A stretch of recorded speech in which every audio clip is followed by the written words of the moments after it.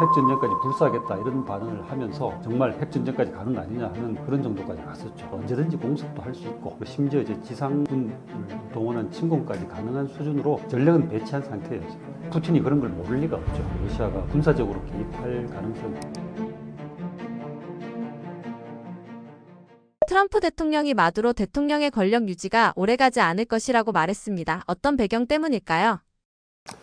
그거를 잘 이해하기 위해서는 이 트럼프 대통령이 이 발언을 어디서 어떻게 했는지 이렇게 살펴보는 게 좀 중요한데, 이 발언은 미국 텔레비전 CBS에서 하는 60 Minutes라는 프로그램이 있는데 거기에과 이제 인터뷰하는 과정에서 말이 나온 겁니다. 이제 인터뷰에서 베네수엘라하고 전쟁을 뭐 할 거냐 하는 질문을 했는데 거기에 별로 가능성은 없다고 했는데, 그러면서도 동시에 이제 마두로 대통령이 권력을 오래 유지하지는 못할 거다라고 이렇게 이야기를 했거든요. 그래서 이제 같은 인터뷰에서 또 이제 베네수엘라 본토에 대해서 뭐 공습을 할 거냐 이런 계획이 있냐고 묻자 그거는 확인해 줄 수 없다 또 이렇게 하면서 이제 모호한 태도를 보여줬는데요. 이게 이제 제가 보기에는 베네수엘라 마두로 대통령에 대한 압박을 극대화하려고 하는 그런 의도인 것으로 보입니다. 베네수엘라 뭐 지상 시설에 대해서 언제든지 공습도 할 수 있고 심지어 이제 지상군 동원한 침공까지 가능한 수준으로 전력은 배치한 상태예요. 근데 이제 확실하게 답변을 하지 않음으로써 마두로 대통령에 대한 압박을 아주 최대한으로 끌어올리려고 하는 의도가 아닌가. 그러면서 이제 마두로 정권 내부에서 균열도 뭐 이렇게 유도를 하고 그리고 그 지지 기반도 약화시키려는 그런 목적이 있는 뭐 그런 배경인 것 같습니다. 미국이 베네수엘라 군사시설 공격을 검토 중이라는 징후로 어떤 움직임들이 포착되었나요?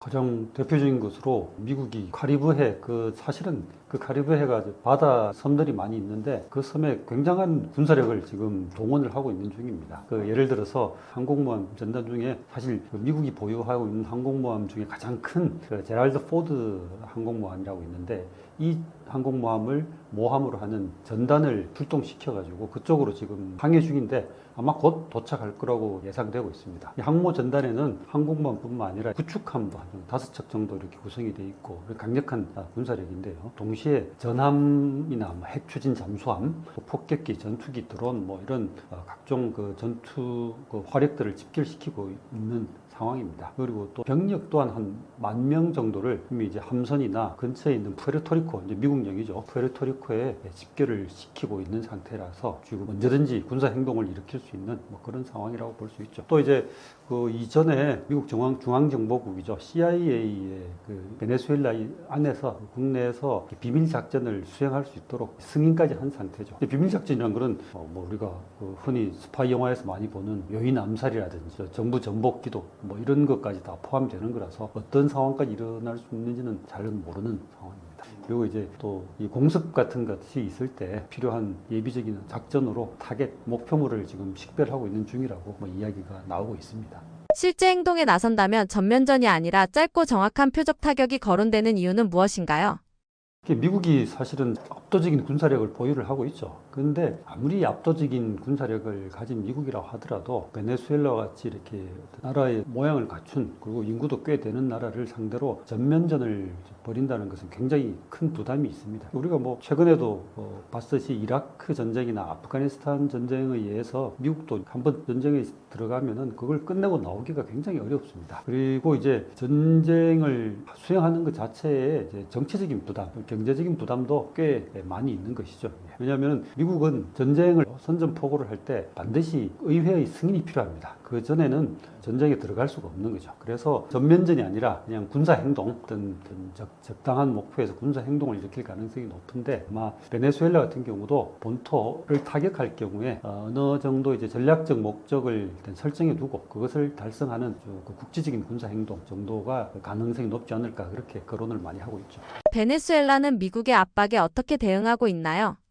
예, 뭐 당장 마두로 대통령이나 뭐 다른 정부 관료들이 미국의 압박에 대해서 큰 비난 뭐 이런 걸 하고 있죠. 마두로 대통령 같은 경우는 미국이 이제 아프가니스탄 전쟁 뭐 이런 걸 끝낸 다음에 또 이제 새로운 전쟁을 미국이 계속 전쟁을 하고 있으니까 또 새로운 전쟁을 획책하고 있다 이렇게 비판을 하고 있고요. 베네수엘라의 이제 법무장관인 사브 장관 같은 사람도 미국이 이제 베네수엘라를 식민지로 만들려고 한다 하는 그런 비판을 하면서 자기들은 전쟁이 일어나서는 안 된다고 생각하지만 만약에 일어날 경우에 우리는 충분히 맞서 싸울 준비가 돼 있다 이렇게 주장을 하고 있습니다. 실제로 이제 이 마두로 정권은 이제 민병대죠. 정규군은 아니고 우리식으로 하면 예비군이라고 할 수 있는 민병대를 몇백만 명이 자기들 말로는 몇백만 명이 있다고 그러는데 몇백만 명에 대한 동원령을 내리고 그리고 군사훈련 같은 것을 지금 많이 하고 있는 것으로 알고 있습니다. 그런데도 동시에 미국과 언제든지 대화를 할 수 있다고 이야기를 하면서 평화적인 해결을 하고자 하는 것이죠. 또 반미적인 성향을 가지고 있는 다른 강대국들한테 도움을 청하기도 하고요. 이런 정도의 노력을 하고 있는데, 근데 사실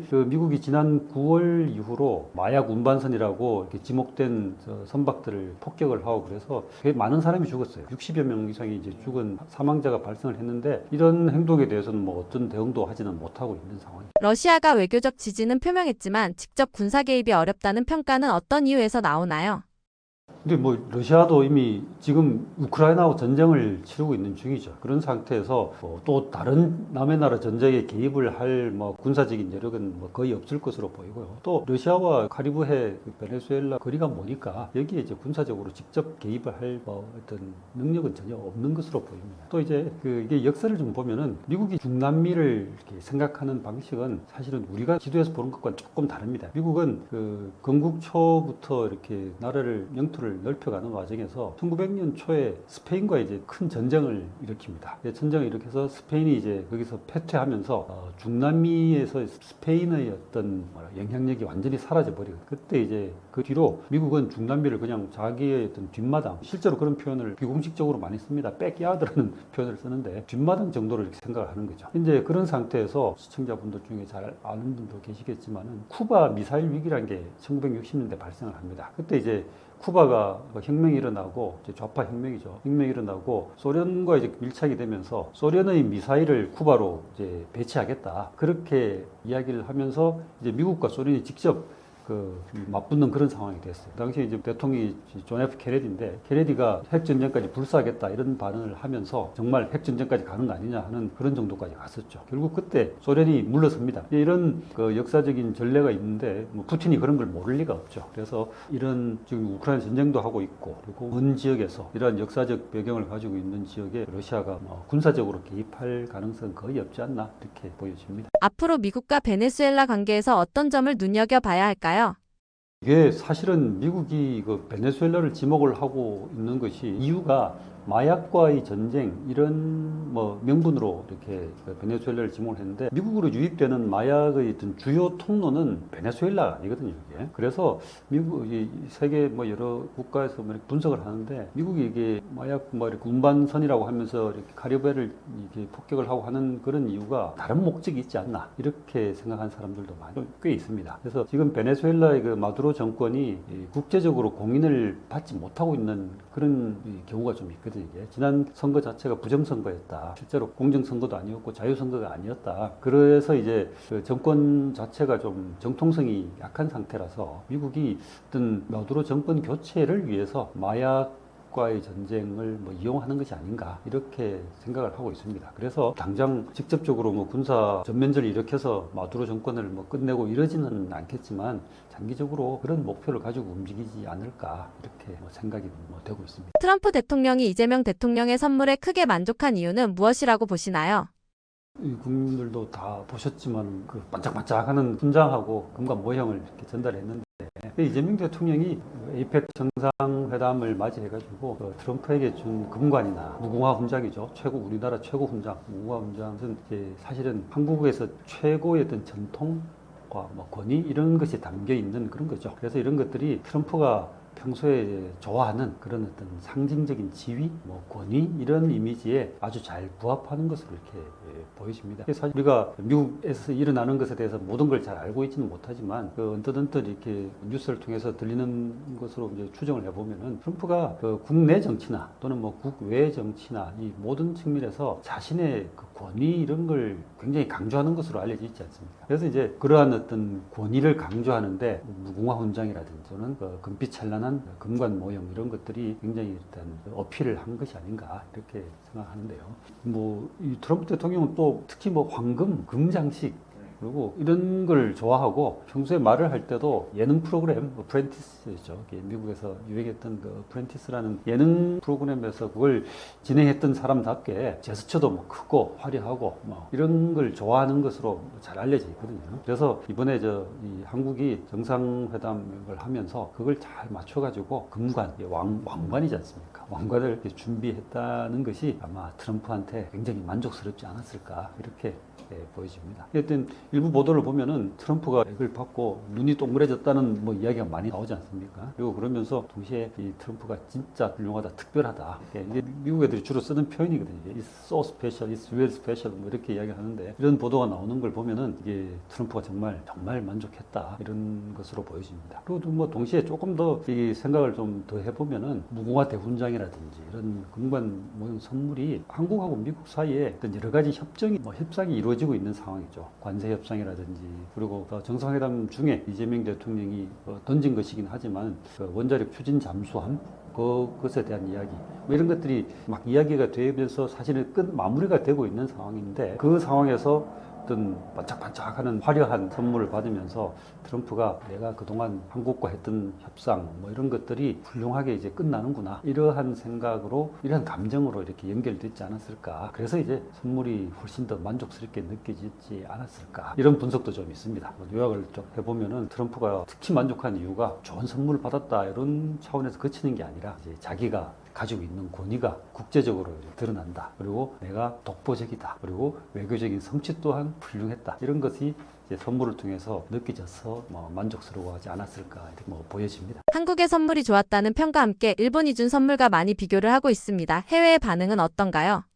제가 보기에는 일본이 그런 선물을 준비하는 것은 새로운 신임 총리가 사실은 그 정치적 기반이 약하죠. 일본 내에서 정치적 기반이 굉장히 약한 상태이고 그리고 새로 총리가 된 지 얼마 되지 않았기 때문에 미국과 어떤 협상에서 지렛대가 별로 없는 상황이죠. 트럼프를 잘 알지도 못하고. 그래서 이제 신임 총리가 기댈 수 있는 것은 그 전에 트럼프와 관계를 강화해 나왔던 아베 전 총리의 어떤 성취에 기대는 것 말고는 방법이 없었겠죠. 그래서 아베가 쓰던 골프차라든지 이런 걸 가지고 트럼프 보고 자꾸 옛날 아베 생각 좀 해서 이제 우리 좀 잘해보자 하는 이러한 의미였던 것 같죠. 그러게 이제 보면은 트럼프 입장에서는 아베는 친하게 이야기를 하지만은 실제로 친했을 수도 있고요. 근데 친한 것도 결국 자기 국가를 위해서 자기 나라를 위해서 그렇게 이야기하는 것이 실제로 친한지는 알 수는 없지 않습니까? 그리고 더 중요한 건 아베는 이미 과거의 인물이고 존재하지 않는 사람이고 지금 앞으로 임기 동안 일본과의 관계가 중요한데 새로 신임 총리가 아베의 추억만 가지고 이렇게 표현해도 될지 모르지만은 아베의 추억팔이죠. 그런 면에서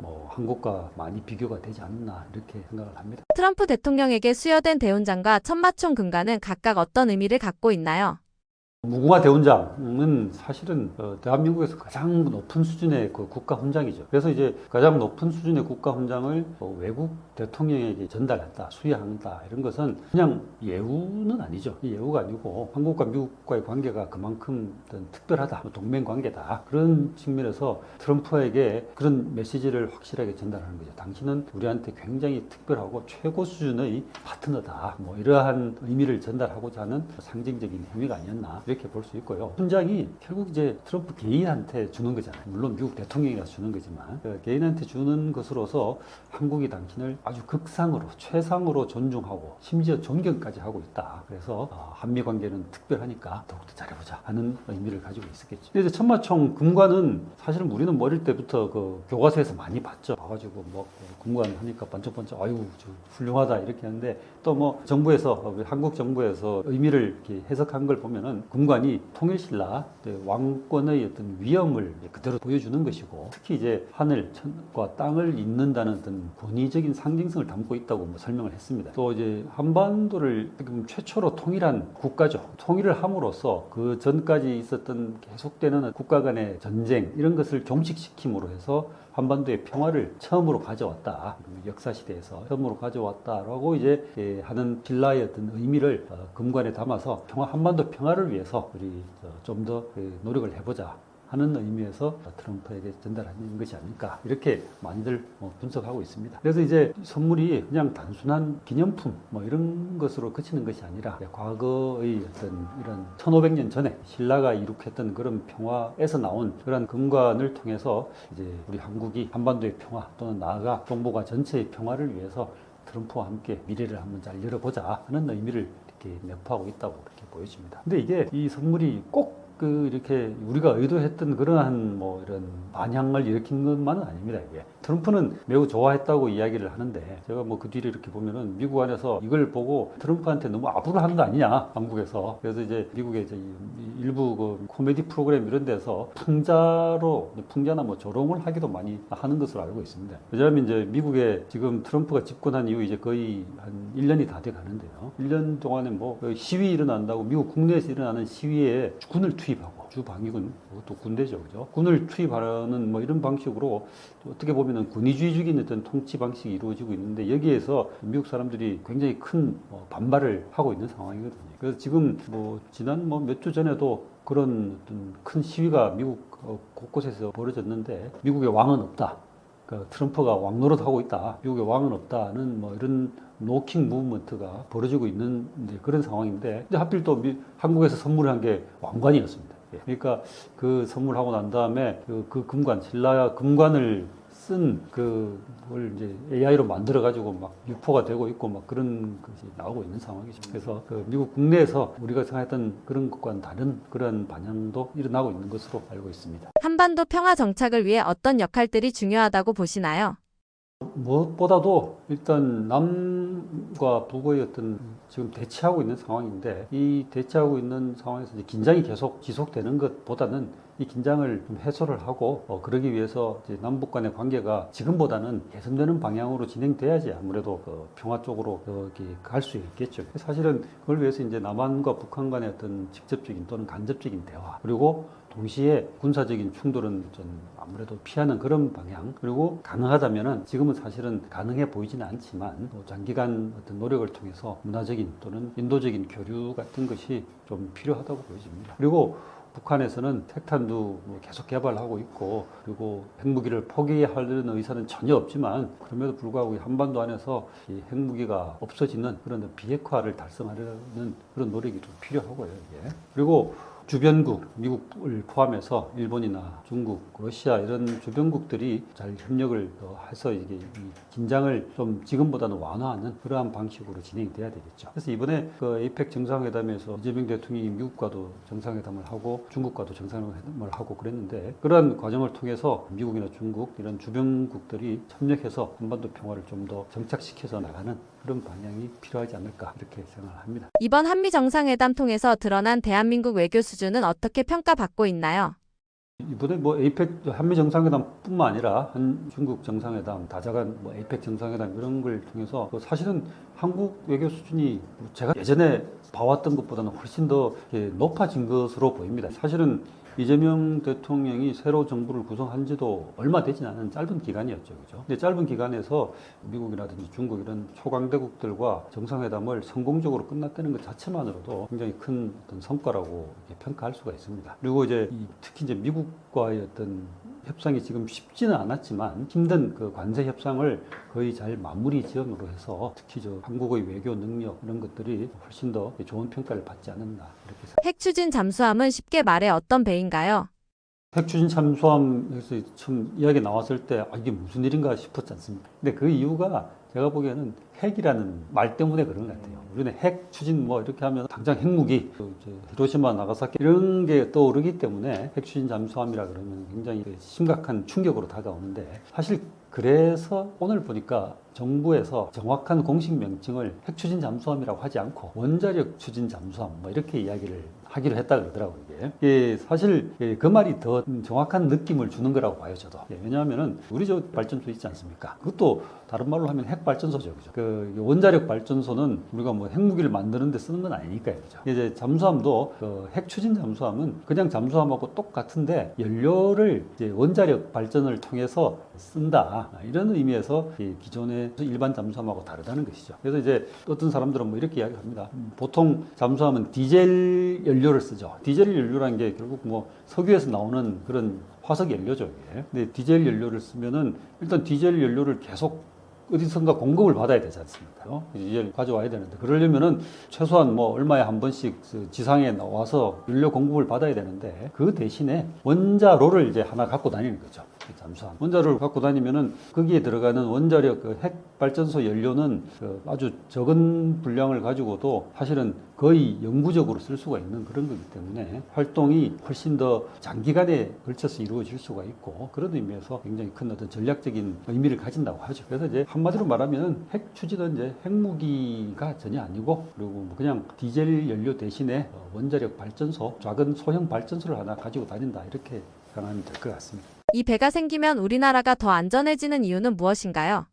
이건 뭐 결국 원자력 추진 잠수함의 기본적인 특성 때문에 그런 건데요. 간단히 말하자면은 이건 기존의 디젤 잠수함보다 훨씬 더 멀리 갈 수 있고, 더 오래 갈 수 있고, 더 조용히 작전을 할 수 있는 것이죠. 그러면서 적들의 입장에서 보면 어디 있는지 모르니까 적이 공격을 하기가 쉽지가 않은 것이죠. 그런 걸 통해서 이제 한국의 방위 자율성과 이제 국제적인 발언권을 높여주는 그런 전력이 된다는 것이죠. 좀 더 구체적으로 보자면은 보이지 않는 방패다. 결국 이제 이걸 억제력이라고 그러죠. 억지 또는 억제력이라고 하는데, 핵추진 잠수함은 이제 사실은 핵추진 잠수함도 사람이 들어가서 이제 잠수함 승조원들이 들어가서 운영을 하고 있는 그런 것인데, 그 사람들을 교체하는 것, 사람들도 쉬어야 되니까 승무원들이 교체하는 것 말고는 사실은 연료 때문에 이 지상으로 나오는 그런 경우는 없는 것이죠. 그래서 기존의 디젤 잠수함보다 훨씬 더 오래 머무를 수 있는 것이고, 오래 머무른다는 것은 이 잠수함을 처음에 항구에서 나갈 때 부터 다시 들어올 때까지 따라다니면서 감시하지 않는 한 이 잠수함이 어디 있는지를 알 수가 없는 것이죠. 그렇기 때문에 적의 입장에서 보면은 이 잠수함이 어디 있는지 모르니까, 만약에 이제 예를 들어서 북한이 남한을 공격을 한다고 그래도 핵추진 잠수함이 다시 북한을 때릴 수가 있으니까 쉽게 때리지 못한다는 그런 의미를 가지고,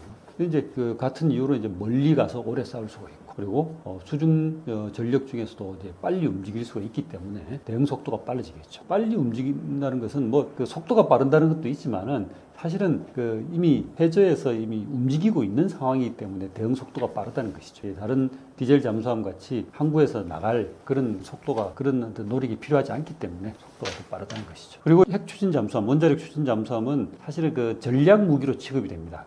전략 무기란 거는 핵 미사일이라든지 또는 전략 폭격기 같이 한 나라의 운명을 큰 부분에서 좌우할 수 있는 그런 무기를 전략 무기라고 하는데, 원자력 추진 잠수함은 전략 무기로 들어가서 국제사회에서 발언권도 커질 수 있는 것이죠. 그래서 이제 당연히 한미 동맹이라는 역할도 강화를 할 수가 있는 것이죠. 근데 이것이 100% 긍정적인 것만 있는 것은 아닙니다. 당연히 한국이 원자력 추진 잠수함을 가진다 그러면은 대통령도 설명을 하면서 북한과 중국에 더 잘 대응을 할 수 있다라고 이야기를 했지 않습니까? 그러면은 북한하고 중국이 한국의 핵 추진 잠수함을 예를 들어서 처음에 한 4대 정도 있다가 나중에 40대까지 늘린다. 그러면은 자기들도 늘려야 된다, 이렇게 생각을 하겠죠. 그러면 이제 군비 경쟁이 일어나는 것이고, 군비 경쟁이 일어난다는 것은 서로 군사력이 더 강해진다는 거기 때문에 긴장이 더 높아진다는 것이라서 절대 좋은 건 측면만 있는 것은 아니죠. 한국이 사실은 핵 추진 잠수함 이런 것은 연료의 문제이기 때문에 한국의 원자력 발전소 다 가지고 있지 않습니까? 여러 가지 문제도 있지만은 그래도 여전히 한국 전력 생산 도움이 되니까, 그런 측면에서 일단 원자력으로 추진되는 잠수함이 있다고 해서 그게 엄청나게 부정적인 것은 아니라고 봅니다. 조선업의 호황이 예상되는데요. 우리나라 경제에 직접적인 이익은 어떤 것들이 있나요? 사실은 잠수함이니까 당연히 조선업 이렇게 연결이 되겠지만은, 조선업은 아무래도 전형적인 소위 말해서 헤비 인더스트리, 중공업이죠. 중공업이 이제 한 국가에 미치는 영향은 파급 효과가 크기 때문이죠.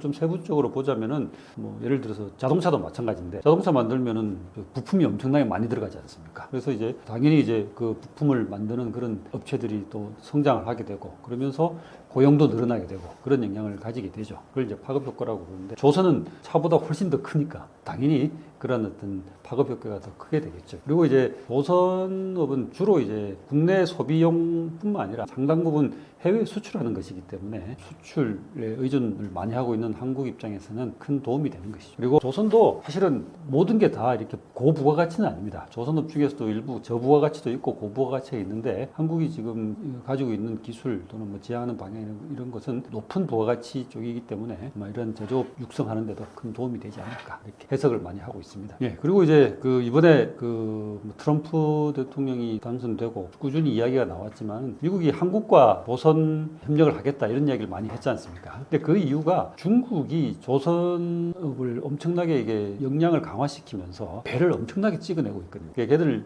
신문 방송에서 나오는 보도를 보면은 그런 표현을 쓰고 있어요. 중국이 거의 이제 매일 한 척씩 과정을 해서 매일 한 척씩 찍어내고 있다 이런 표현을 쓰고 있습니다. 그 말은 무슨 말인가 하면은 그만큼 배를 만들 만한 역량이 된단 말이죠. 근데 배를 만든 역량이라는 것이 그냥 그 철판만 있다고 되는 건 아니지 않습니까?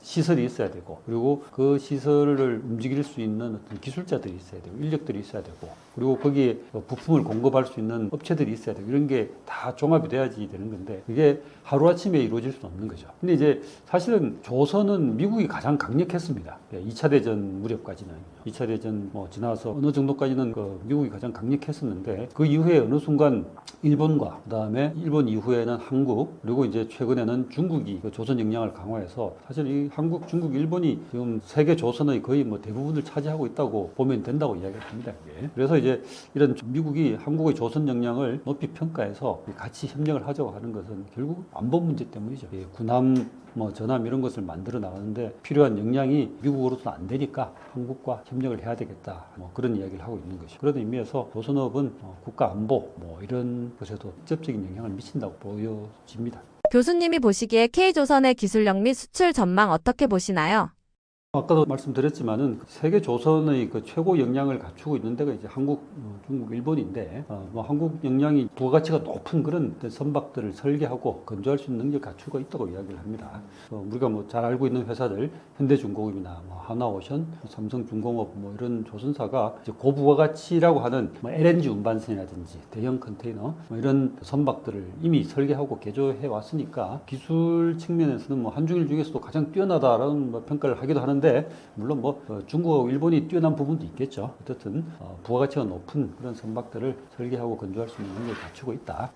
세계적으로 친환경 디지털 전환 기술도 지금 많이 강조가 되고 있는데 이런 부분에서도 한국이 장점을 가지고 있다고 평가를 합니다. 친환경이 뭔가 하면은 사실 자동차도 그거 보면은 배기가스 이렇게 많이 나오니까 그걸 줄인다고 이야기하지 않습니까? 줄여야 된다고 이야기를 하는데 그 과정에서 나온 게 이제 전기차고 그래서 배도 선박도 이제 전기로 갈 수 있는 이런 것들도 이제 사람들이 고려를 한다고 하더라고요. 이게 그런 어떤 식으로 친환경이라든지 디지털 전환 시대에 맞는 그런 어떤 기술들을 상당히 갖추고 있다. 그리고 조선업에 당연히 필요한 부품, 기자재 그리고 그것을 공급할 수 있는 어떤 산업 생태계 이런 것에 또 이제 한국이 다른 나라에 비해서 훨씬 더 우위를 갖추고 있다라고 이야기를 하고 있습니다. 약점도 당연히 존재를 하고 있는데 특히 중국이 워낙 이쪽에 집중을 시키면서 기술적인 측면뿐만 아니라 가격적인 이제 노동력이 이제 싸니까 중국이 가격의 경쟁력이 한국이 좀 떨어지고 있다. 이런 평가를 많이 하고 있습니다. 그래서 이런 부분을 보완할 방법을 찾아야 된다는 이야기를 하고 있습니다. 북한의 잠수함과 비교하면 가장 크게 다른 점은 무엇인가요? 북한의 잠수함은 아마 제 기억으로 정확하게 기억은 안 나는데 한 60척? 70척인가 그 정도 됩니다. 근데 꽤 많습니다. 그게 어느 정도가 하면 미국하고 중국 둘 다 이제 비슷한 수준입니다. 잠수함 숫자는 많은데 지금 북한이 보유하고 있는 잠수함은 굉장히 노후화돼 있고 지난번에 김정은이 잠수함이 타서 사진을 찍은 게 공개가 됐었는데 그 잠수함이 아마 60년 된 그런 잠수함이라 그러더라고요. 그 정도로 오래된 잠수함들이 많이 있어서 사실은 굉장히 노후화되어 있는 것이라고 봐야 되겠죠. 그에 비해서 한국이 지금 현재 보유하고 있는 잠수함은 그보다 훨씬 더 적지만 북한의 잠수함에 비해서 훨씬 더 최신식이고 그리고 당연히 이제 성능이라는 것이 뛰어나겠죠. 근데 핵추진 잠수함은 좀 이야기가 다르죠. 그죠? 지금 북한도 핵추진 잠수함을 건조를 하고 있다고 이야기를 합니다. 근데 북한이 핵추진 잠수함을 건조한다는 것은 남한이 핵추진 잠수함을 건조하는 거고 이야기가 완전히 달라집니다. 왜냐하면 북한은 이미 핵 무기를 개발했기 때문에 핵 추진 잠수함을 개발한다면은 거기다가 핵 무기를 탑재를 한단 말이죠. 이게 이제 이 SLBM이라고 하는 겁니다. 이게 한국어로 표현하자면 잠수함 발사 미사일이죠. SLBM, Submarine Launched Ballistic Missile 해서 이제 잠수함 발사 핵미사일인데 뭐 핵무기를 보유하고 있는 핵 보유국들이 가지고 있는 핵무기 운송 3대 수단이 있는데 그 중에 하나가 이제 이 SLBM이고 그다음에 이제 대륙간 탄도미사일 그리고 이제 전략 폭격기 이 세 가지가 되는데 이 북한이 핵추진진을 보유를 한다는 것은 SLBM을 보유를 한다는 것이죠. 그러면 이제 이거는 미국이나 중국 등 이런 러시아 같은 이러한 나라들도 북한이 언제 어디서 SLBM을 발사할지 모르는 그런 걱정을 안고 살아야 되는 상황인 거죠. 근데 그럼에도 불구하고 북한이 과연 핵 추진 잠수함을 건조할 수 있는 능력이 있느냐 이런 부분에서는 사람들이 많이 전문가들이 의구심을 표하고 있는 상황입니다. 근데 한국은 지금 연료의 문제지 잠수함 건조 능력은 사실은 세계 최고 수준이라고 이야기를 하고 있고요. 그래서 이제 미국이 연료 공급을 약속을 했으니까 연료 공급만 되는 그런 시스템을 갖추시면은 이제 핵추진 잠수함은 어느 정도 빠른 시일 내에 이루어지지 않을까 이렇게 보여집니다. 얼마 전에 최근 본 보도에 하면 2030년대 중반, 예를 들면 2034, 5년에 잠수함이 나올 거다라고 이제 예측을 하고 있습니다. 트럼프 행정부는 왜 마약 문제를 국가안보 위협으로 규정했나요? 미국이 사실 마약 문제가 굉장히 심각합니다. 근데 이게 요즘 우리나라에서도 지금 마약이 심각하다 이렇게 이야기를 하는데 이게 미국은 한국하고 차원이 다릅니다. 이 일상생활에서 일반인들이 느끼는 마약에 대한 감정이 한국하고는 완전히 다르기 때문에 그래서 미국에 있을 때 이렇게 보면은 실제로 이 미국이 한국하고 거의 다를 바가 없는 것 같은데 뭐가 다를까 이렇게 생각해 보면은 두 가지가 다릅니다. 하나가 총이고 두 번째가 약이죠. 이 마약이 우리는 그냥 최근 들어서 일반인들도 많이 접한다 이렇게 하는데 실제로 미국에서는 일단 마약의 종류가 굉장히 다양하고 아주 강한 마약이 있는 반면에 좀 독성이 약하고 중독성이 덜한 그런 마약들도 같이 존재하기 때문에 청소년들이라든지 일반인들도 중독성 약한 예를 들어서 대마초, 마리화나라고 하죠. 마리화나 같은 이런 데 노출되는 경우가 굉장히 많이 있습니다. 그렇기 때문에 마약이 어떻게 보면 마약에 대한 접근성이 굉장히 높은 그런 사회죠. 그런데 이게 한 사회가 항상 이렇게 행복한 사회는 아니지 않습니까? 어떨 때는 좋다고 어떨 때는 좀 안 좋아지기도 하는데 실제로 미국 사회가 지난 30년 동안 계속해서 직장에서 쫓겨나는 사람들이 많아졌어요. 그게 이제 여러 가지 원인이 있겠지만은 사람들이 대표적으로 꼽는 원인이 디지털 혁명, 디지털 전환 때문에 사실은 기존에 평생 자기가 종사해왔던 그런 제조업 이런 데 종사하던 사람들이 다 이렇게 쫓겨나는 직장을 잃어버린 상황이 발생을 한 거예요. 그게 대표적인 것이 미국에서 제조업 쇠퇴죠. 철강이라든지 또는 아까도 이야기했던 조선업이라든지 그리고 자동차 이런 데서 외국과의 경쟁에서 이렇게 밀리면서 어떤 제조업들이 미국 안에서 공장을 가지고 있는 것이 아니라 임금이 싼 중남미나 멕시코 같은 중남미나 아니면 중국 이런 데로 제조 시설을 옮겨버리는 거죠. 그러다 보니까 미국 안에 있던 노동자들이 직장을 다 잃어버리는 상황이 돼버리죠. 근데 사람이 직장을 잃어버리면은 어떻게 실업수당 가지고 살면 되긴 하겠지만 이거는 이제 인생의 의미 이런 것이 완전히 상실되는 그런 상황이기 때문에 굉장히 힘든 상황이 됩니다. 그래서 최근에 그러한 영향 때문에 미국에서 마약 소비가 급증을 했다고 이야기합니다. 특히 그 전에 공장이 많았던 지역, 예를 들어서 미국에서 러스트 벨트라고 이야기하는 데죠.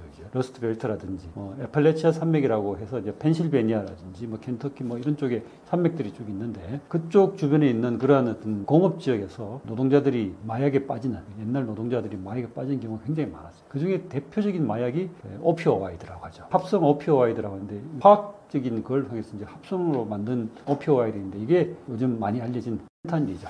펜타닐의 원료가 되는 게 상당 부분 중국에서 이렇게 수출을 한다고 합니다. 그게 이제 미국과 중국의 긴장의 한 원인이 되기도 하고 그걸 가지고 미국이 또 어떤 외교적인 이러한 지렛대로 삼기도 합니다. 어쨌든 미국 입장에서는 지금 기존에 있는 다른 마약 예를 들어서 코케인이라든지 헤로인 이런 쪽 마약뿐만 아니라 우리가 기록봉이라고 부르는 메스앰페타민이라고 합니다. 메스라고 이야기 주로 하는 메스라든지 또는 이러한 펜타닐 같은 오피오이드 종류 이런 각종 마약들이 굉장히 좀 심각하게 이렇게 사회에 범람하고 있는 상황이라서 이걸 어떻게 해결해야 된다 공감대는 다 가지고 있어요. 그런데 이제 트럼프 행정부는 이걸 이전 정부와는 다른 방식으로 접근을 하고 있는 것이죠. 트럼프 대통령이 마약과의 전쟁을 선포했습니다. 베네수엘라와의 복잡한 관계 속에서 어떤 흐름으로 진행 중인가요? 이 트럼프가 이제 다시 이제 대통령이 되면서 이전 정부하고는 마약에 대한 접근을 달리하고 있는데 이제 마약과의 전쟁 뭐 이런 전쟁이라는 말을 썼죠, 그죠? 전쟁이란 말을 썼다면서 쓰면서 이제 그 전에는 어떻게 보면 약간 부드러운 정책이었죠, 유화 정책이었던라고 이야기할 수도 있을 것 같습니다. 예를 들어서 마리화나 같은 경우 대마초를 미국에서는 지금 한 30개 정도 주에서 합법적으로 이렇게 재배하고 유통하고 소비할 수 있도록 했거든요, 이게. 그런데 이제 트럼프는 그거는 그대로 두고 이제 기존의 주요 독성이 강한 마약들, 뭐 코카인이나 뭐 메스암페타민 그런 것들이 멕시코라든지 이런 중남미를 통해서 들어오는 것을 일단 막아야 되겠다. 그걸 막는데 그냥 뭐 이렇게 국지적으로 막는 것이 아니라 전면적인 군사 행동으로 막을 수도 있다. 이렇게 취급을 하기 시작한 것이죠. 그게 바로 지금 얼마 전에 이제 최근 한 2달 동안에 카리브해에서 이어지고 있는 베네수엘라에서 온다는 그 마약 운반선을 폭격하는 이러한 형태로 나타나는 것이죠. 여기서 베네수엘라를 마약 유통 허브로 이렇게 지목을 했는데 사실 그 전문가들은 마약 유통 허브로 베네수엘라는 그렇게 중요한 어떤 거점이 아니다 이렇게 이야기를 하고 있습니다. 주요 거점은 오히려 예전에는 콜롬비아였고 지금은 이제 멕시코 뭐 이렇게 이야기를 많이 하고 있는데 근데 미국은 베네수엘라를 마약 유통 허브로 지목을 한 것이죠. 그 왜냐하면은 그래서 이제 전문가들은 베네수엘라의 지금 좌파 정권인데 이 좌파 정권이 지난 선거에서 정통성도 좋지 않고 정통성도 확보를 못하고 있는 상황이라서 장기적으로 정권 교체를 염두에 두고 그걸 통해서 어떤 전략적 목표를 취득하려고 하는 게 아닌가 이렇게 생각을 하고 있습니다. 베네수엘라에 대한 미국의 대응은 어떻게 이뤄지고 있나요? 그래서 이제 지금 베네수엘라 연안 해역에서 선박들을 폭격을 한다든지 납포를 한다든지 이런 행동을 벌이고 있는데 장기적으로는 마두로 정권의 교체를 위해서 행동을 할 건데 그렇다고 그래서 직접적으로 뭐 전면전을 벌인다든지 이러기는 뭐 쉽지는 않을 것 같고요. 외교나 뭐 군사적인 압박 수단으로 이렇게 사용을 할 것 같다는 생각이 뭐 들고 있습니다. 탄핵과 관련해서 중국 배후설이 제기되고 있는데 밝혀진 사실은 어떤 것들이 있나요? 뭐 다른 건 아니고 사실은 뭐 탄일이 자체가 나쁜 건 아니고 그건 사실은 필요한 거죠. 의약품에도 많이 쓰이고 하는 거라서 이제 필요한 것인데 이걸 오용을 함으로써 마약으로 쓰기 때문에 이제 문제가 발생하는 건데 근데 중국이 탄일을 적절히 규제를 해서 뭐 수출하더라도 뭐 만들어서 미국에 팔고 그러더라도 이걸 적절히 유통이라든지 이런 걸 규제를 하면은 미국에서 이 마약으로 이렇게 오용되고 남용되는 그런 경우가 없을 텐데 미국은 중국이 그렇게 적절하게 관리를 하고 있지 않다라고 주장을 하는 것이죠. 그래서 이제 정확하게 기억은 안 나지만은 미국이 중국산 탄일을 아예 막아버렸다든지 수입을 막은 적도 있었다고 이제 들었습니다. 그게 이제 무역 분쟁, 미국과 중국이 벌이고 있는 무역 분쟁의 한 어떤 축으로 작용을 하고 있는 것이죠. 그에 대한 대응으로 중국은 또 뭐 다른 어떤 관세를 올린다든지 그렇게 하고 있고. 그러면서 또 미국은 반도체 예를 들어서 뭐 엔비디아라는 어떤 반도체 제품들을 판매를 못하게 또 막고 또 중국은 히토류 수출을 중단하고 이렇게 했지 않습니까? 그런데 이번에 미국과 중국이 한국에서 정상회담을 하면서 이걸 일단 잠시 중단하고 중국도 히토류 수출 계속하고 미국도 다른 중국산 수입 뭐 이런 걸 완전히 막는 걸 좀 풀고 이렇게 잠정 휴전을 했다고 이야기를 하고 있죠. 그런 식으로 두 나라 사이의 관계에도 영향을 미치고 있는 것으로 알고 있습니다. 마약에 대한 트럼프의 대응 방식은 어떻게 평가하시나요? 과거 있었던 마약과의 전쟁과 비교했을 때 문제점은 없나요? 사실 미국이 마약 관련해서 군사 행동을 한 게 이게 처음은 아닙니다. 뭐 우리가 영화 이런 걸 통해서 많이 본 분도 있을 텐데 남미국과 베네수엘라에서 조금 더 인접한 국가 중에 콜롬비아라고 있죠, 그죠? 이번에 뭐 트럼프도 콜롬비아를 또 지목을 해서 또 뭐라고 하긴 했는데 멕시코 이전에 콜롬비아의 마약 카르텔이 굉장히 또 전 세계 특히 이제 미국으로 들어오는 마약 시장에 큰 어떤 공급원이기도 했습니다. 마약 카르텔 두목이 있었는데 이 마약 카르텔을 두목을 체포하고 그러기 위해서 미국 CIA하고 다른 어떤 현 콜롬비아 정부군하고 그 당시 정부군하고 합동으로 마약 세력들의 거점을 폭격도 하고 그렇게 한 적도 있습니다. 여러 번 있고 그게 미국 마약 단속국 수사관들뿐만 아니라 CIA라든지 이런 어떤 준군사 기관원들까지 들어가서 이게 군사 행동을 하고 그랬거든요. 근데 그걸 하게 되면은 부작용이 없을 수가 없습니다. 그 당시에도 제 기억으로는 이 어떤 마약 이 운반 비행기라고 지목을 해서 폭격을 해서 격추를 시켰습니다. 근데 그게 나중에 알고 보니까 민간 비행기였던 것으로 드러나서 굉장히 큰 문제가 되고 그래요. 그게 아마 콜롬비아였던 것 같은데 그게 한 20여 년 전, 아마 30년 전쯤이었던 것 같아요. 그 뒤로도 미국이 이제 아까도 이야기했지만은 미국은 중남미를 거의 뒷마당 정도로 생각을 하기 때문에 거기서 실제로 군사 행동을 많이 벌이고 있었습니다. 지금같이 근데 너무 노골적으로 하거나 뭐 그러진 않았죠. 그래서 지금 뭐 베네수엘라를 지금 상대로 군사 행동 또는 뭐 이런 폭격 같은 걸 하고 있는데 이것이 당연히 이제 부작용을 가지고 올 겁니다. 근데 그 부작용을 어느 정도로 고려를 할지 트럼프 행정부 트럼프의 어떤 성격으로 봐가지고는 뭐 부작용 뭐 일부 있는 것은 거의 무시하고 이렇게 밀어붙이지 않을까 그렇게 저는 판단을 하고 있습니다. 네, 안녕하십니까. 저는 뭐 성균관대학교에서 미디어와 여론, 언론 이런 등등을 가르치고 있는 이재국 교수라고 합니다.